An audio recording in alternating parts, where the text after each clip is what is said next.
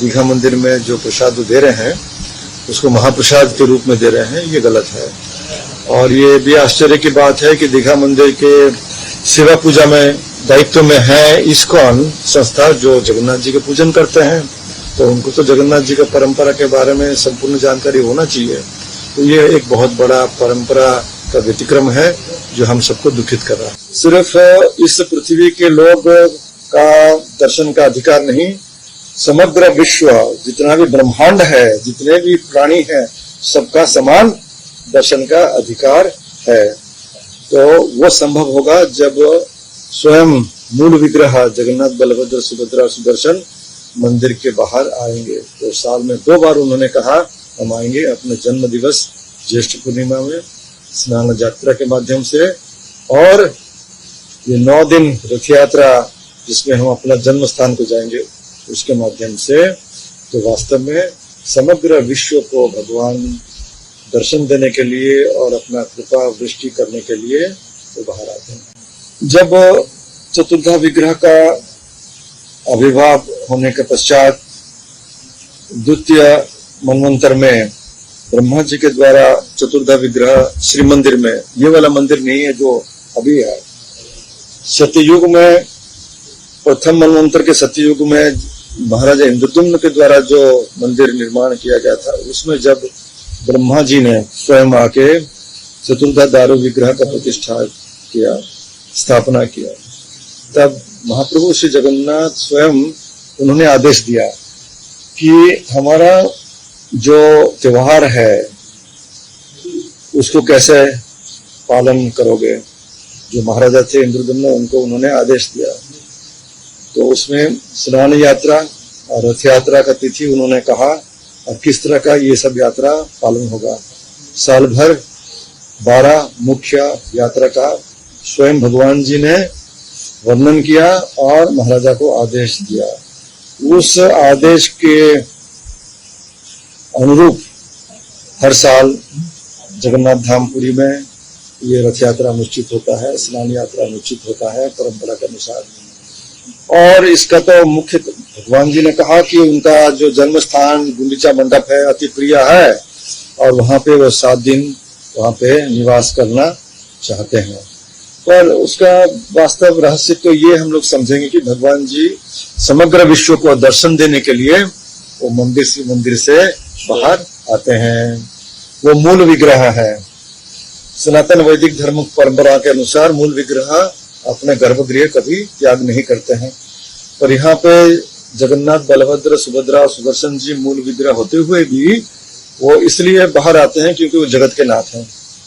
सिर्फ इस पृथ्वी के लोग का दर्शन का अधिकार नहीं, समग्र विश्व जितना भी ब्रह्मांड है, जितने भी प्राणी हैं, सबका समान दर्शन का अधिकार है। तो वो संभव होगा जब स्वयं मूल विग्रह जगन्नाथ बलभद्र सुभद्रा सुदर्शन मंदिर के बाहर आएंगे। तो साल में 2 बार उन्होंने कहा हम आएंगे, अपने जन्म दिवस ज्येष्ठ पूर्णिमा में स्नान यात्रा के माध्यम से, और ये 9 दिन रथ यात्रा जिसमें हम अपना जन्म स्थान को जाएंगे उसके माध्यम से।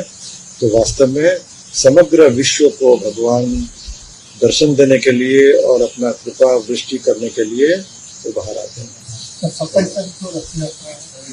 इस साल आषाढ़ शुक्ल पक्ष द्वितीय तिथि जो है महाप्रभु का रथ यात्रा का शुरुआत, अर्थात ये 9 दिन का जो यात्रा है उसका ये प्रथम दिवस है, जिसमें चतुर्धा दारू विग्रह अपने 3 रथ पे विराजित होते हैं और अपने जन्म स्थान को जाते हैं।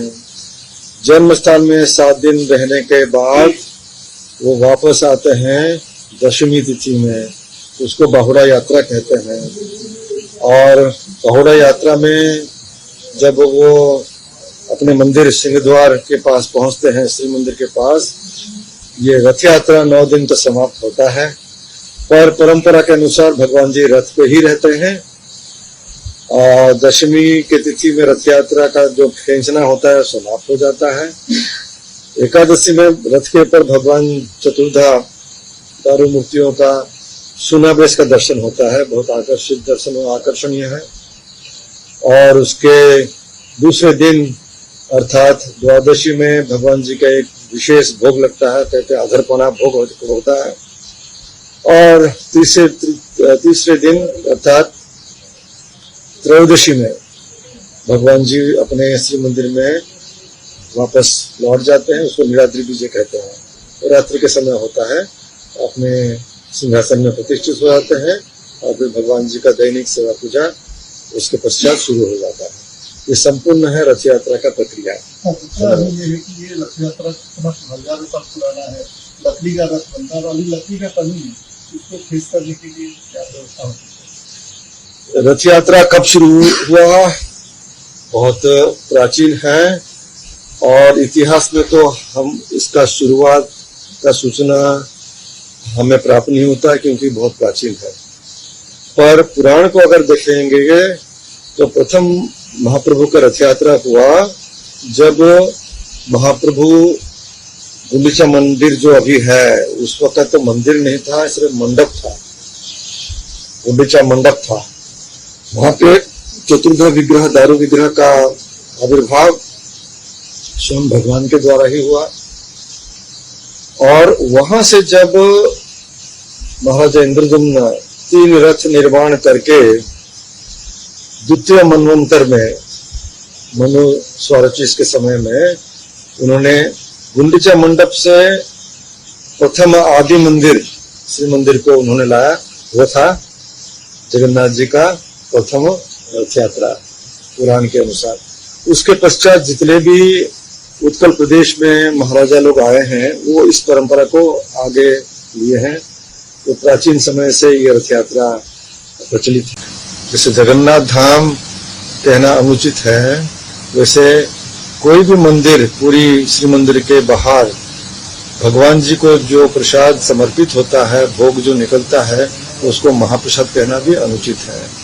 वो श्री जगन्नाथ प्रसाद है। महाप्रसाद सिर्फ पूरी के परंपरा में जो भोग होता है चतुर्धा विग्रह को, उसको महाप्रसाद कहलाते हैं। तो आप जो कह रहे हैं, मुझे तो सीधा कोई खबर नहीं आया है कि सिर्फ मीडिया के माध्यम से आप लोग कह रहे हैं कि दीघा मंदिर में जो प्रसाद दे रहे हैं उसको महाप्रसाद के रूप में दे रहे हैं, ये गलत है।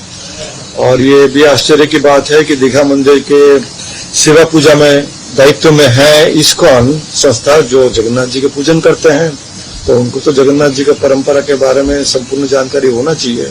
तो ये एक बहुत बड़ा परंपरा का व्यतिक्रम है जो हम सबको दुखित कर रहा है।